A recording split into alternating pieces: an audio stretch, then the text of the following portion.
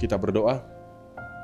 Allah Bapa yang di sorga, kami mengucap syukur ya Tuhan dan terima kasih atas segala rahmat-Mu yang senantiasa Engkau berikan kepada kami, yang senantiasa Engkau limpahkan bagi hidup kami, yang menghantarkan kami dapat tiba di hari yang baru ini dengan penuh sukacita. Kami akan mengawali segala aktivitas kami dengan firman-Mu ya Tuhan. Bersabdalah, kami telah siap untuk mendengarkannya. Biarlah firman-Mu menjadi pedoman yang kokoh bagi kami, sehingga kami dapat bertindak, berbuat, dan bekerja sesuai dengan kehendak-Mu. Ini doa kami, di dalam nama Yesus Kristus Tuhan kami berdoa. Amin. Shalom Bapak Ibu Saudara yang terkasih. Firman Tuhan yang akan menyapa kita pada hari ini diambil dari kitab Yohanes pasal yang ke-8 ayat yang ke-32. Saya akan baca dan beginilah firman Tuhan. Dan kamu akan mengetahui kebenaran, dan kebenaran itu akan memerdekakan kamu. Demikian firman Tuhan. Bapak Ibu Saudara yang terkasih, di dalam nama Tuhan kita Yesus Kristus, setiap bangsa dan setiap orang pastilah menginginkan kebebasan dari perbudakan maupun dari segala persoalan di dalam hidupnya. Namun dalam kehidupan ini, acap kali kata merdeka yang sering dipahami orang-orang lebih tertuju diarahkan kepada kebebasan seseorang dalam pengertian keinginan untuk bebas melakukan segala sesuatu yang diinginkan tanpa dapat dikendalikan oleh apapun. Kata merdeka yang dimaksud Allah dalam nats perikop ini tentu bukanlah merdeka yang demikian. Melainkan kata merdeka yang dimaksud di sini adalah ketika kita hidup di dalam kendali dan pengawasan Allah dan seluruhnya hidup adalah bagi Allah.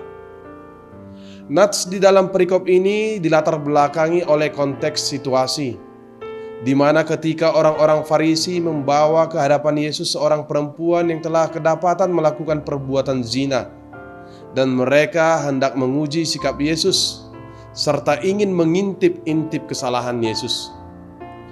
Apakah Yesus taat kepada hukum Taurat yang diberikan Musa yang memerintahkan untuk melempari dengan batu perempuan-perempuan yang kedapatan berbuat zina? Tentang hal itu Yesus berkata, barang siapa di antara kamu yang tidak berdosa, hendaklah ia yang pertama melemparkan batu kepada perempuan itu. Setelah mendengar perkataan Yesus itu, maka orang-orang Farisi itu pergi meninggalkan Yesus dan perempuan itu, seperti dikatakan dalam Yohanes 8 ayat yang pertama sampai dengan ayat yang ke-11. Pada mulanya orang-orang Farisi itu menganggap dirinya benar, tetapi Yesus hadir untuk mengatakan dan memperlihatkan kebenaran yang baru. Orang-orang Farisi itu tidak dapat menghindar karena mereka juga adalah orang yang berdosa. Dan kebenaran yang mereka pegang selama ini adalah kebenaran-kebenaran palsu. Kebenaran yang sejati itu adalah firman dan Yesus itu sendiri, seperti dikatakan dalam Yohanes pertama ayat yang pertama. Bapak Ibu Saudara yang terkasih, dosa telah nyata menjauhkan manusia dari Allah. Oleh karena dosa telah masuk dan membelenggu segala lini maupun segala sudut kehidupan manusia. Manusia tidak dapat menyelamatkan dirinya dengan kekuatan dirinya sendiri. Allah sangat mengetahui kelemahan kita manusia ciptaannya. Itu sebabnya Dia memberikan anaknya Tuhan Yesus Kristus untuk memberikan pertolongan. Untuk dapat memperoleh keselamatan yang daripadanya kita dipanggil untuk mau menjadi murid baginya dan bersedia untuk menerima segala perintah dan ajaran firman-Nya dengan sungguh-sungguh percaya akan segala perkataannya. Kita juga diajar untuk menjadi murid yang tidak ragu akan kuasa dan firman-Nya.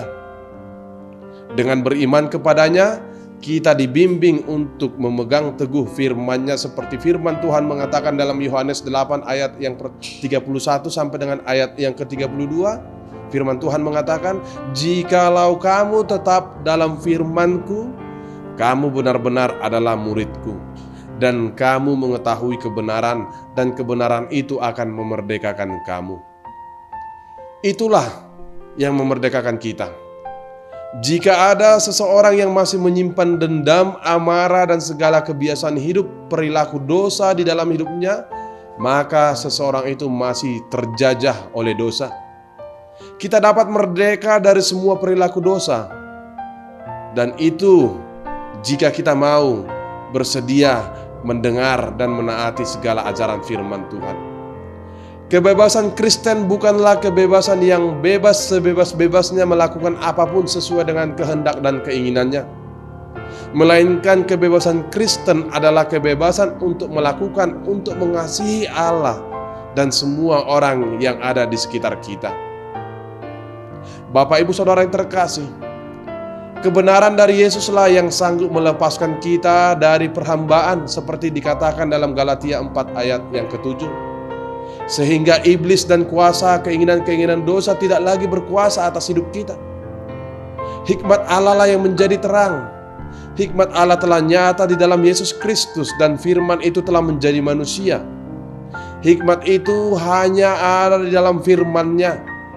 Firman itu memberi keuntungan dan terang bagi setiap tindakan kita. Seperti firman Tuhan yang tertulis di dalam 2 Timotius 3 ayat yang ke-16 mengatakan, segala tulisan yang diilhamkan Allah memang bermanfaat untuk mengajar, untuk menyatakan kesalahan, untuk memperbaiki kelakuan, dan untuk mendidik orang dalam kebenaran.